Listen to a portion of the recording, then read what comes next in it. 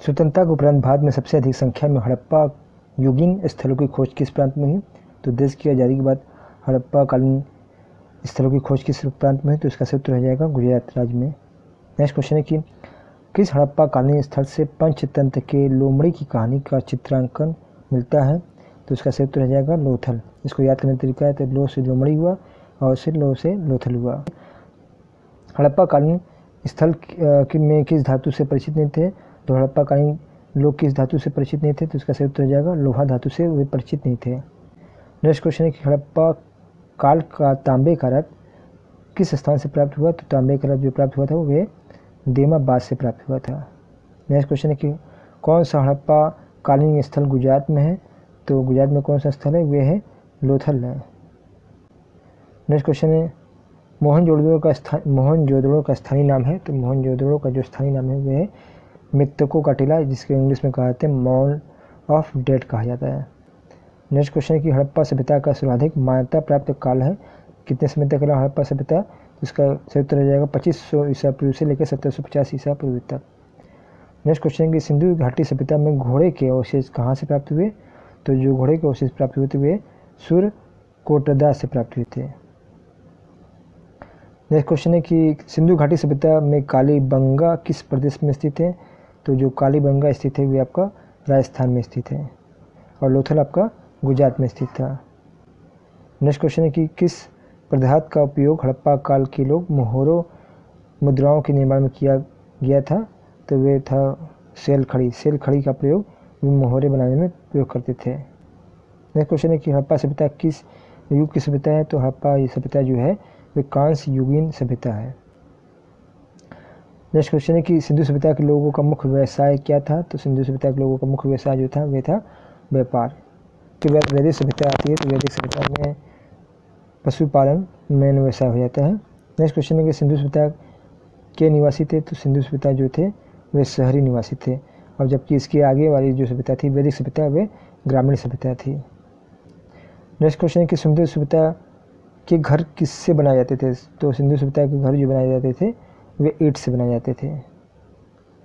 Next question है कि हड़प्पा सभ्यता की खोजकर्ता कौन है?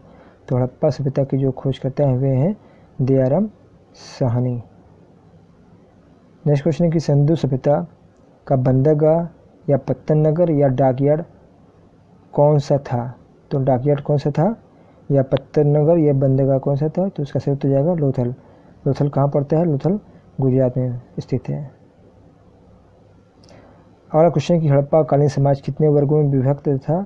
तो हड़प्पा कालीन जो समाज था वे विद्वानों में, योद्धा, व्यापारी और श्रमिक, ये 4 वर्ग में विभक्त था। नाम है विद्वान, योद्धा, व्यापारी और श्रमिक। नेक्स्ट क्वेश्चन है कि हड़प्पा सभ्यता की खोज किस वर्ष हुई?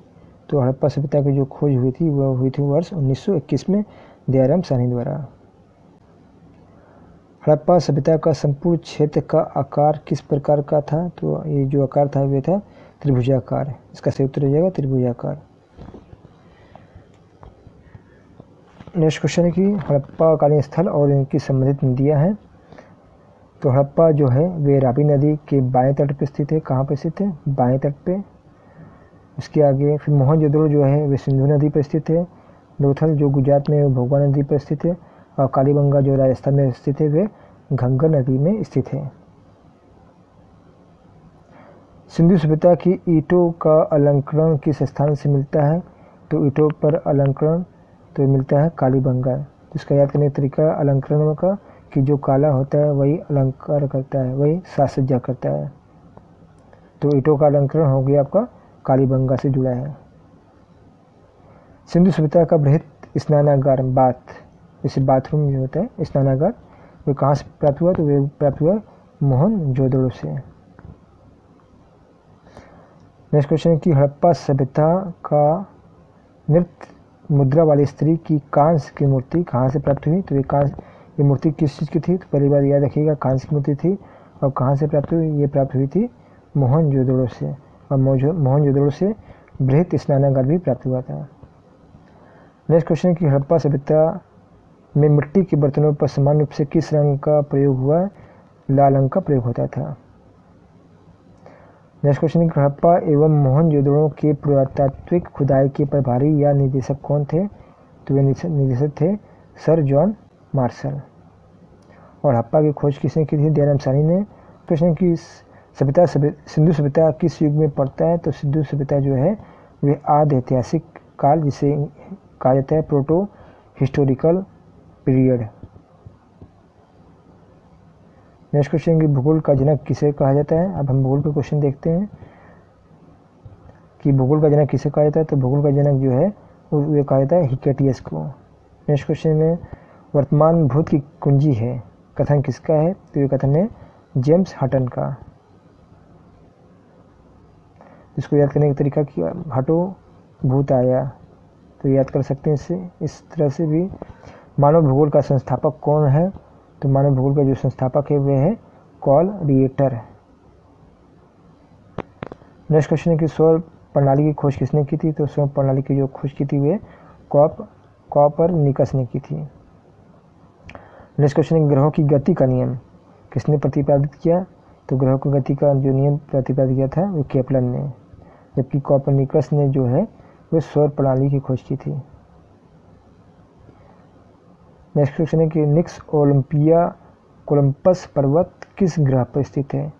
तो ये जो पर्वत है पृथ्वी पर नहीं है बल्कि मंगल ग्रह पर स्थित है।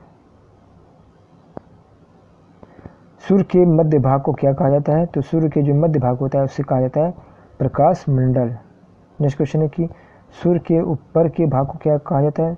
तो सूर्य के मध्य भाग को प्रकाश मंडल और सूर्य के ऊपर के भाग को कहा जाता है वर्णमंडल। नेक्स्ट क्वेश्चन है कि नॉर्वे में अर्धरात्रि के समय सूर्य कब दिखाई देता है?